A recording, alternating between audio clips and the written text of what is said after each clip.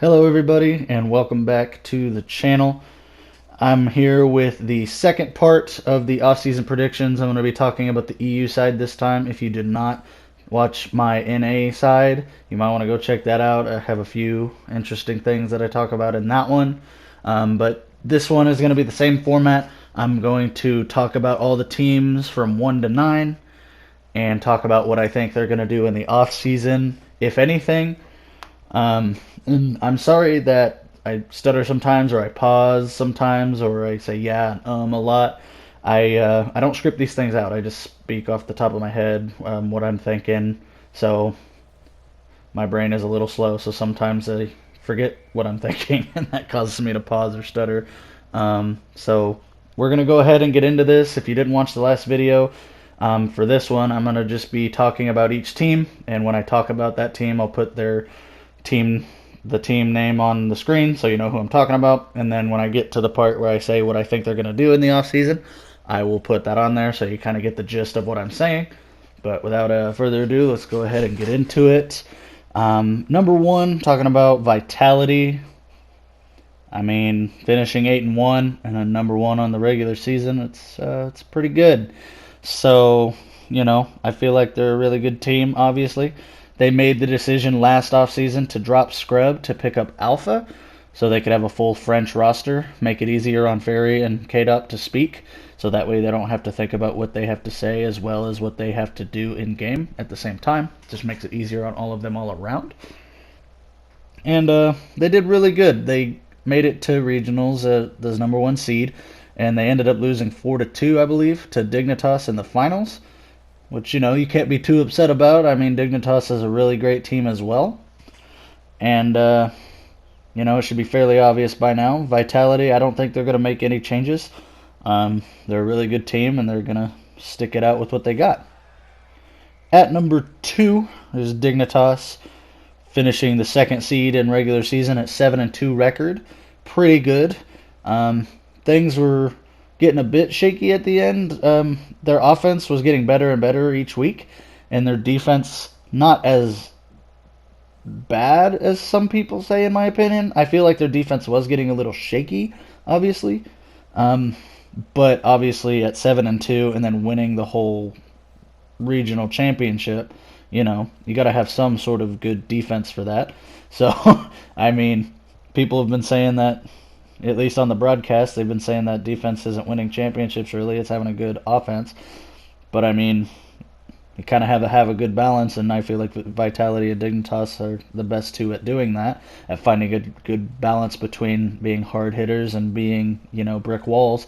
And I don't think they're going to make a change either. I know there was some rumors, I believe, the last offseason or the offseason before that, where they were thinking, what if they got rid of Yukio or something like that. But obviously, whatever issue they had during those seasons, I think they got fixed. So I don't think they're going to make a change, and I would be surprised if they do. On to number 3, we have Reciprocity. Reciprocity, because of the market crashing due to the whole pandemic, is no longer in RLCS, so that team is looking for an org. And the change that I think that they're going to make, and people have already been rumoring it, is that they're going to drop Farah for Scrubkilla. Honestly, I don't know if they should pick up Scrubkilla. I feel like Farah has that leader mentality and that leader style to him, that if they drop him, they're not going to really have that. I mean, Fruity could potentially be the leader, but it's hard to say. I don't really know his role on that team when it comes to stuff like that. I know Farah's just been kind of the rock that has kept that team together for so long, has one of the longest standing teams in RLCS left. I don't know if Scrubkilla would be the best for that team. I mean, he might help Chaussette. He might facilitate Chaussette in a way that gets him back on form, because Chaussette this season wasn't the greatest. It kind of fell back on Farah and Fruity to kind of hold it down and allow, Chaussette to kind of sit back and do less, which shows as to why they went from number 1 last season to number 3 this season. Number 3 is not a bad, placement. 6-3 is not a bad record, but overall it's not where they want to be. So I guess the only thing I can think of, since Reciprocity, the org is no longer in RLCS, is the only or is the best time for them to make a change if they were. So my best guess would be that Farah is dropped for somebody, just like everyone else says. I honestly don't know if they're going to get Scrub. If they do, it could help them. Scrub's a really good player. But for me, it would just be weird and hard to see how he fits into the dynamic. But who knows? Who knows?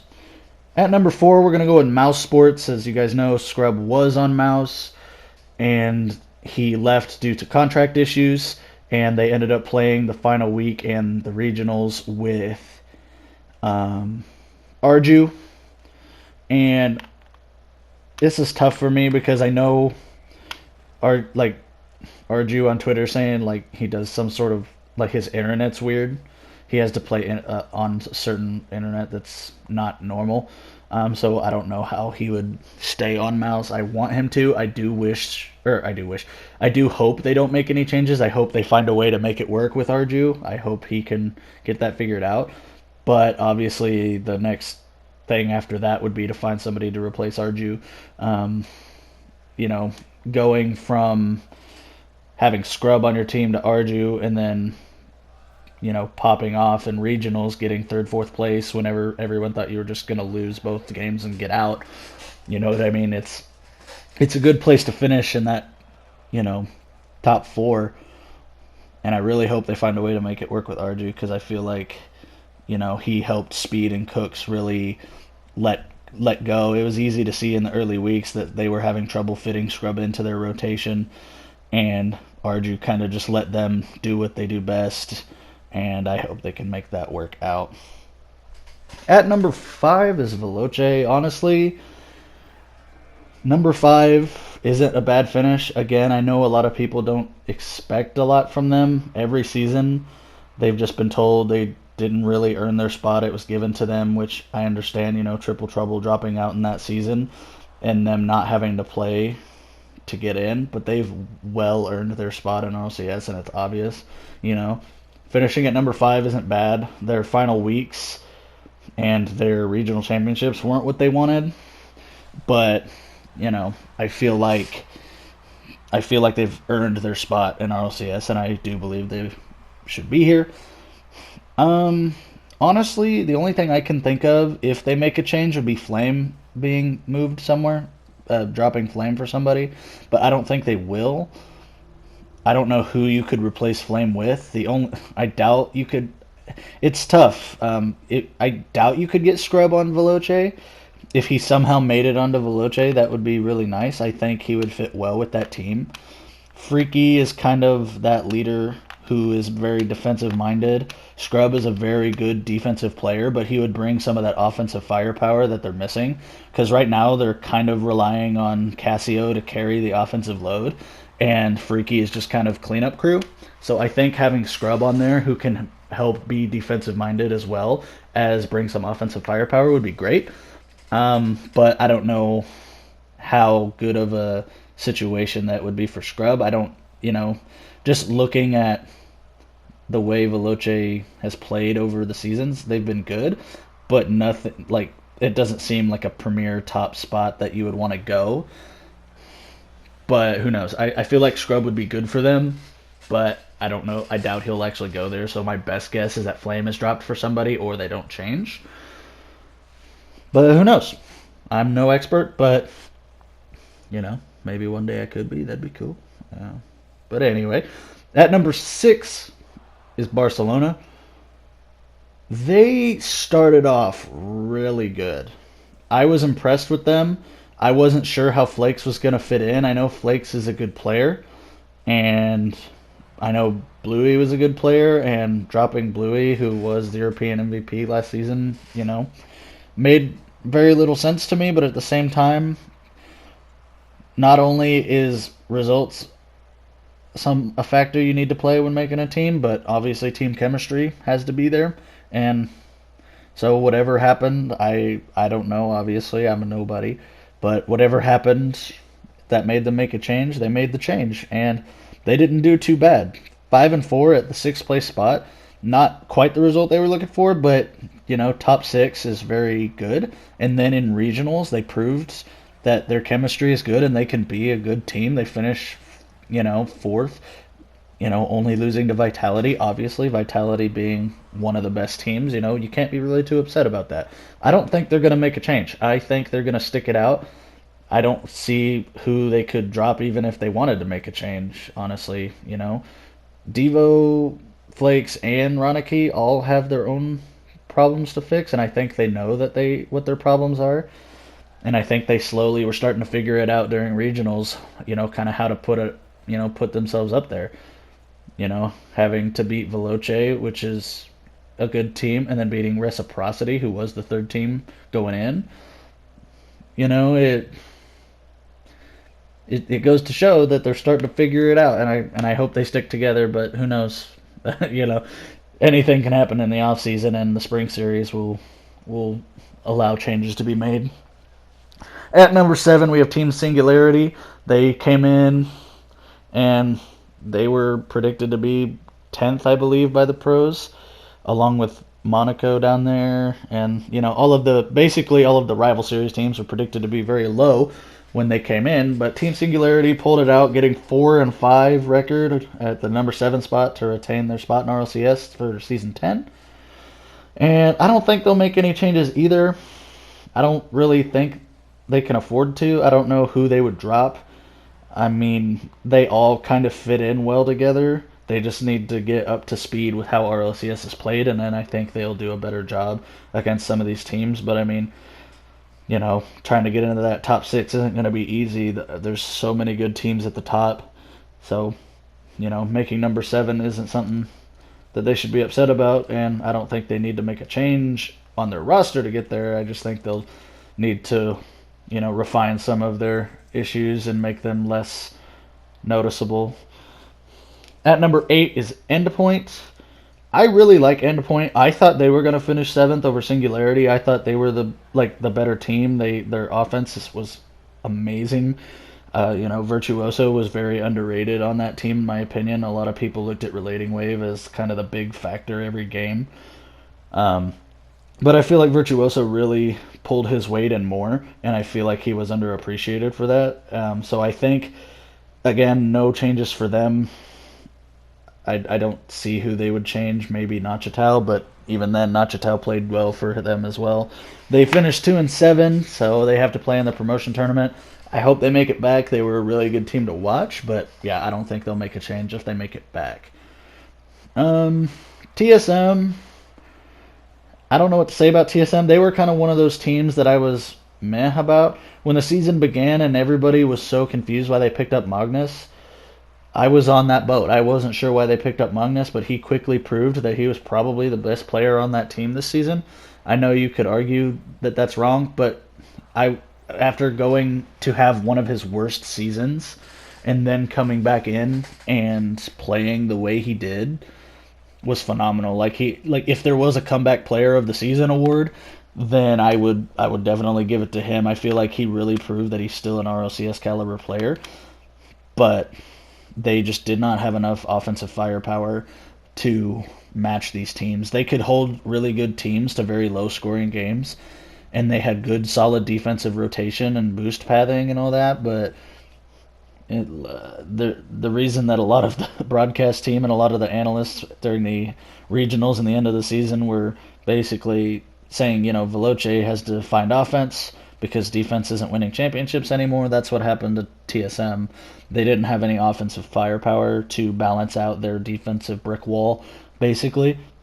And I feel like that was their biggest issue. If they make it back into the RLCS, I don't know who they would get rid of. Remco's been on that team a long time, and whenever they dropped Ignite, he was even saying after that season that he should have been the one dropped, and Ignite should have stayed. So I don't know. It's hard to say. I know Mets and Magnus go back a way, way back, and I feel like having somebody else besides Remco to be like their offensive firepower honestly would benefit them. I don't think Remco's a bad player. I think he just needs a better system.